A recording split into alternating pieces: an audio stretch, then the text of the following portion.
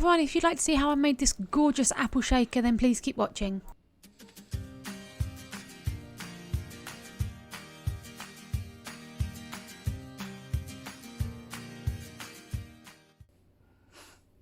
Hey guys, it's LJ here, and I am back today with a really cute mould that I have.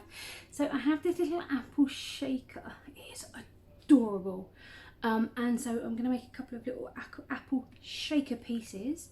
I'm probably do a red and a green. I might do a combination of red and green. And yeah, I'm really looking forward to making these. So hope you enjoy. So I mixed up my resin and I'm going to colour it with this red colour.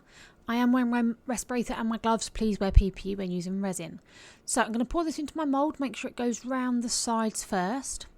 And then I suddenly realised that I hadn't done my leaves. So I'm going to use this green mica powder and I'm just going to dust it into the leaves. So this is the green I'm using. Little paintbrush, just dust it in so that my leaves are green. I'm then going to pour the resin in, making sure it fits in all the sides, that there's no bubbles. Give it a blast with a heat gun and leave it to cure for 24 hours. Okie dokie, so we are back with our apple.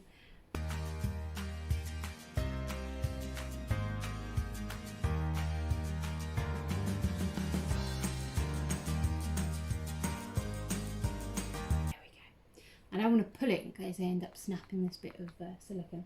So there's our mould, all nice and clean. And there is our apple. I really like that. Now, there is a bit of overflow here. Just here. On the back of this. So I'm going to see if we can get through that with my, without using any tools. I think I probably can because it's quite thin. Yeah, there you go. So I can just poke a few holes like this. So I'm going to poke those holes through just because it did overflow slightly, and then literally I'm just going to peel it off the back. The resin is nice and soft. It's only been curing, as I said, for less than 24 hours. So I've just peeled that little bit off the back just so you've got the gap between your apple and your leaves. Once that's tidied up, then we're going to choose our fillers. Now you can fill your shaker with anything you like, absolutely anything. You're going to need some acetate over the top, so I drew on mine, I cut it out, and I'm going to put that on at the end. First thing I've got these cute little apple clay pieces. I think they're absolutely gorgeous. Then I went through my stash and I found a range of different green items because I thought, red apple, let's do green inside. So I've got some beads, some pearls, some clear acrylic beads, I've got some shell pieces, I've got all sorts of different things. I've got some sort of white pearls, some clear iridescent pearls, a range of different things. So I'm going to go through, I'm going to choose which of those I want in the apple. You can do a dry shaker if you like, or you can do a wet shaker.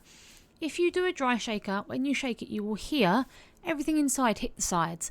And I do like that, I think that is nice. I tend to do that more when you are doing something, say for Halloween or Christmas or something like that, where there are sounds associated with it in that sense. So for this apple I am going to do it with the oil inside. So you don't want to overfill your shaker, because if you put too much in there it just won't move around nicely with the oil. So I'm going to put some of those smaller beads in. I'm going to dig out some of the larger beads. I think originally I was going to use 3. You see those shaped pearl pieces? I was going to use 3 of those. But again, it was a case of my eyes are bigger than my belly, and when I actually put them inside the apple, it just didn't fit. It just wasn't right. It was too much, and it would have hidden those beautiful little clay pieces because they are tiny. So I got out a moon and 2 hearts for this. And in the end, I think I only ended up using the one darker green heart. You just have to try. Trial and error. You decide what you like. Some people fill it up completely so that it's just full and you can't really see the background colour. Some people only put 2 or 3 bits in there. It's all very personal. It's your own personal choice. So I started with the 2 hearts. Trying to get into this bag of beads that I just picked up was a bit of a nightmare. They nearly went everywhere in the end because that bag did not want to open. I tried opening it like a packet of crisps, down the sides like a packet of peanuts. ended up having to cut into it in the end because they were going to go everywhere. And again, I needed to check the beads because this has 3 different size beads. You can see a small and a medium there. And I did put in a very, very big one. And it would have fit. If I, in all honesty, it would have fit. But I like to have a bit more movement in mine. So I've taken the extra heart out.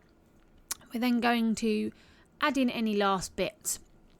And at this point, I hadn't decided whether I wanted a dry or a wet shaker. So I will give you a little bit of advice.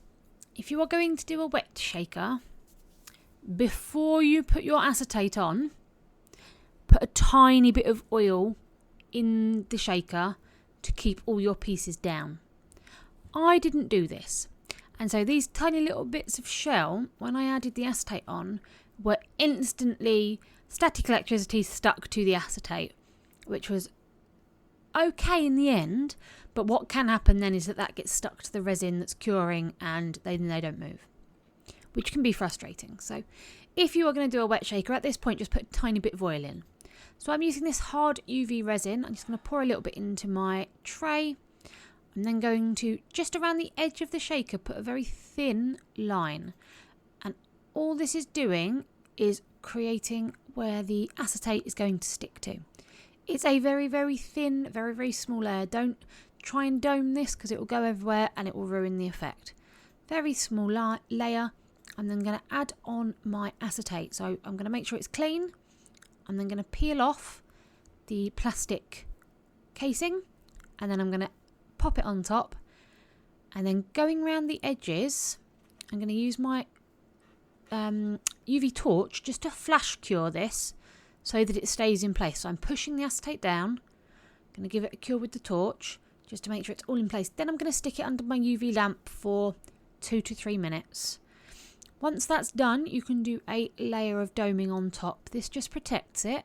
This isn't a thick layer. It's another very thin layer, just so that when I put the oil in, I know it's not going to leak everywhere. So very thin layer all over the top. And again, that's going to go into the UV lamp for about 5 minutes. You want to make sure it's very, very cured. There will be, on most shakers, a tiny little hole built into the mould. And that will be where you can put your bottle, your syringe, however you are including your liquid into your shaker through that tiny little hole. Mine is on the side where my right hand is at the moment. It's right over on that side. There's a tiny little hole. But you want to put this layer on to make sure that when you put your syringe or your oil bottle in, it doesn't pop off the top. So that's going to be cured. When that is fully cured, I don't know why that was counting down instead of up. When that is fully cured, then I can put the oil in. So I put my baby oil in this little shaker. There I am. I'm going to put it through the hole. I'm going to fill it up with oil. You want to tip it up so that your bubbles are near the top.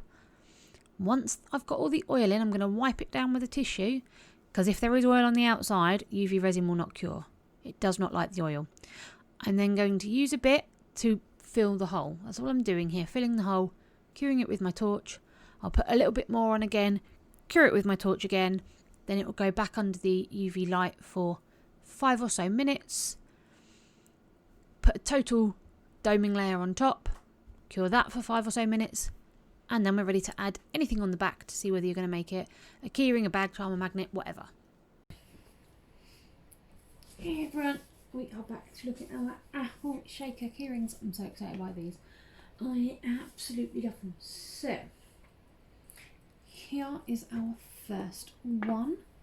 So I have these apple shaped keyrings, which I think are just so cute. And so this is our red apple.